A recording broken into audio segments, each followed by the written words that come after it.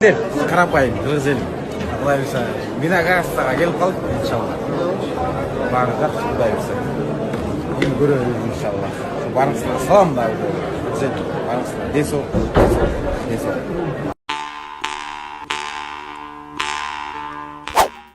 Милиция Сегизбаевдин аялы менен тарапташтарын бошотту. Президентке талапкер УКМКнын мурдагы төрагасы Абдил Сегизбаевдин милиция кармап кеткен тарапташтары бир нече сааттан кийин кое берилди. Бул тууралуу кармалгандардын бири Мерим Асанова билдирди.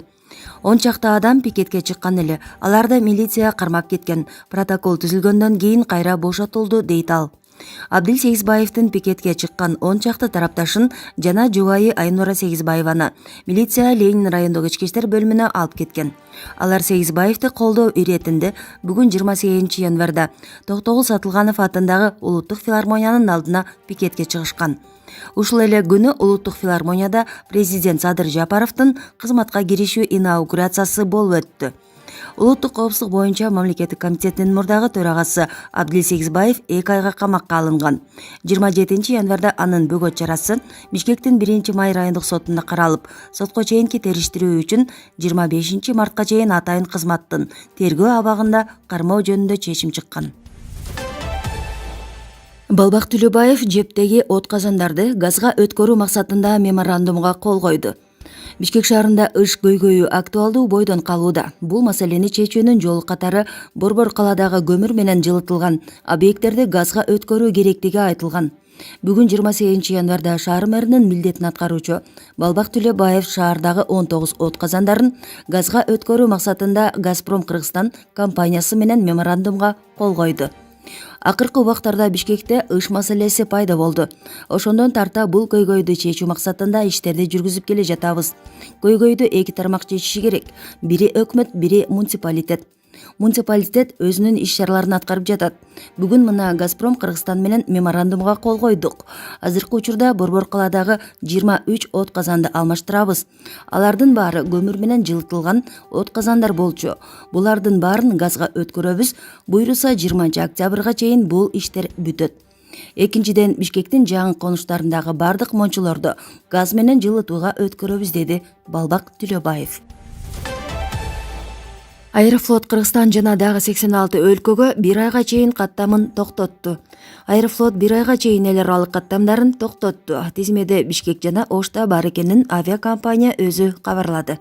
Компания Кыргызстан менен алакасын 28 марттан 30 апрелге чейин токтотмокчу. Мындан тышкары 86 ири шаарга да каттабай турган болду. Каттамдардын токтотулушу коронавирустук инфекциянын жайылышы менен байланыштуу экени айтылды. Буга чейин аталган рейстер боюнча авиакомпаниянын сайтынын же контакт борбордон билет сатып алган жүргүнчүлөргө акчасы автоматтык түрдө кайтарылат.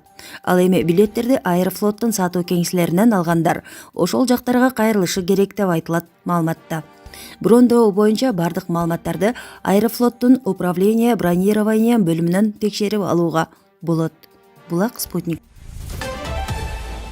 Кече 27 январ күнү Ош шаарындагы Тешикташ базарынын айланасында башламан токтогон унаалардан тазаланды. Бул тууралуу Ош шаардык ички иштер башкармалыгынын кайгыл кызматынан билдиришти. Маалым болгондой 26 январ күнү Ош шаардык ички иштер башкармалыгынын жетекчилиги эл менен жолугушуу өткөргөн.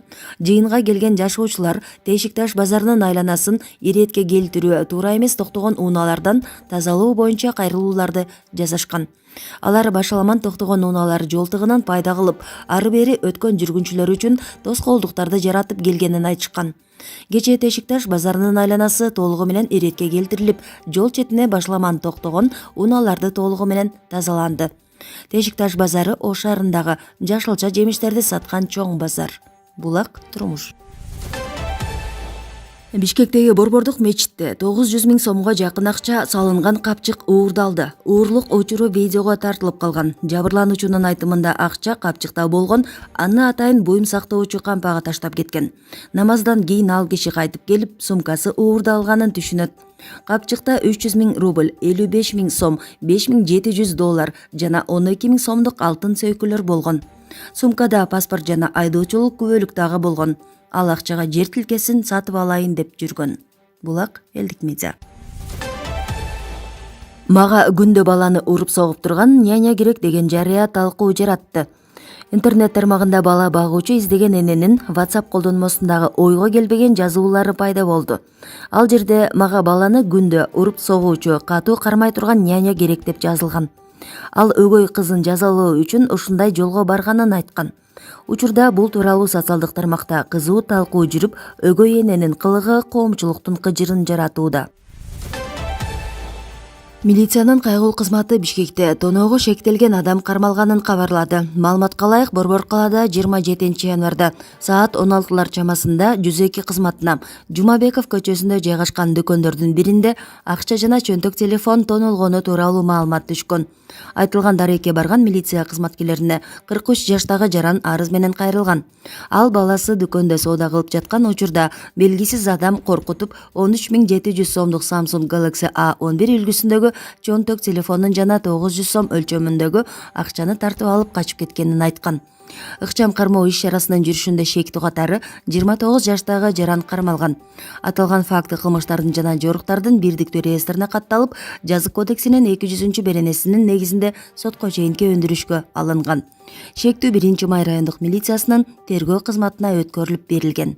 Булак репортер. Таласта 40 уюлдук телефонду уурдаган шектүү кармалды. Бул тууралуу Талас облусунун ички иштер башкармалыгынан билдирди. Маалыматка ылайык, 2020 октябрь айында уюлдук телефон сатуучу дүкөндөн 40 мобилдик аппарат жана 56.000 сом уурдалгандыгы тууралуу билдирүү келип түшкөн. Факты КЖБРге катталып, Кыргыз Республикасынын кылмыш жаза кодексинин 200 беренеси уурлук боюнча сотко чейинки өндүрүш башталды. Укук коргоо кызматкерлери айрым телефондор Бишкек шаарынын базарларына сатуу үчүн алынып келингенин аныкташты. Учурда 48 жаштагы шектүү кармалып, ал уурдалган буюмдардын жарымын Казакстанга жана Россияга сатуу үчүн жиберип, калганын Кыргызстанга сатканын айткан. Мындан сырткары кармалган адам жабырлануучуларга материалдык чыгым төлөп берүүгө даяр экенин билдирген. Булак элдик медиа. Талас облусунун Кара Бурра районундагы Ак Жар айылынын орто мектебинде өрт чыкты. Бул тууралуу өзгөчө кырдаалдар министрлиги билдирди. Өрт тууралуу билдирүү таңкы саат 7:30 чамасында келип түшкөн. Өрттү өчүрүүгө 2 өрт өчүрүү бөлүмү алынып келинди. Өрт өчүрүлдү деп билдиришти өзгөчө кырдаалдар министрлигинен. Ырчы Куудул Жеңиш Айтеевдин уулун өлтүргөн жигит өмүр бою эркинен ажыратылды. Жогорку сот Ырчы Куудул Тамада Жеңишбек Айтеевдин уулу Туратбектин өлүмүнө айыпталган Нуржигит Анарбаевге карата өкүм чыгарды. Маалым болгондой, Куудулдун уулун өлтүрдү деп айыпталган Нуржигит Анарбаев буга чейинки отурумдарда өмүр бою эркинен ажыратылган. Ал өкүмгө макул болбой жогорку сотко кайрылган. Жогорку сот буга чейинки өкүмдү өзгөртүүсүз калтырып, аны өмүр бою камакта калтыруу чечимин чыгарды. Өкүм 2020 жылдын 29 декабрында чыгарылды. Окуя тууралуу Ош шаардык ички иштер башкармалыгы 2016 жылы 21 октябрда жаш өспүрүм баланы белгисиз бирөө бычактап кеткени боюнча маалымат берген. Окуя болгон жерге алгач патрулдук милициянын кызматкерлери, оперативдүү тергөө тобу жана Ош шаардык ички иштер башкармалыгынын жетекчилиги барган.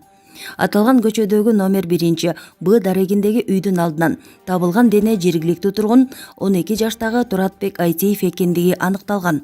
Бул дарекке келген медицина кызматкерлери анын каза болгондугун билдирген. Маркум өспүрүмдүн көкүрөгүндө жана мойнунда бычактын бир нече изи болгон. Маркум баланын 2 иниси жана 1 карындашы бар экендиги айтылган. Анын өлүмүнө шектелген Нуржигит Анарбаев окуядан көп узабай колго түшүрүлүп, 48 саатка камакка алынган.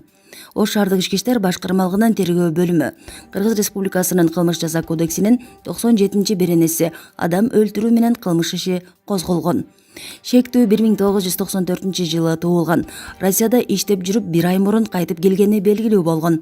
Ал кармалган учурда колуна бычак кармап жүргөн. Алгачкы көрсөтмөсүндө ал каза болгон бала үйүмө келип, тамагыма уу салайын дегенде подъезден кармап алып бычактап салдым деп айткан.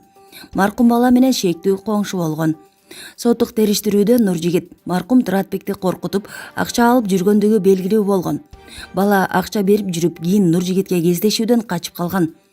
Тергөө Нуржигиттин кылмышты жасашына баланын акча берүүдөн баш тарткандыгы себеп болгонун аныктаган.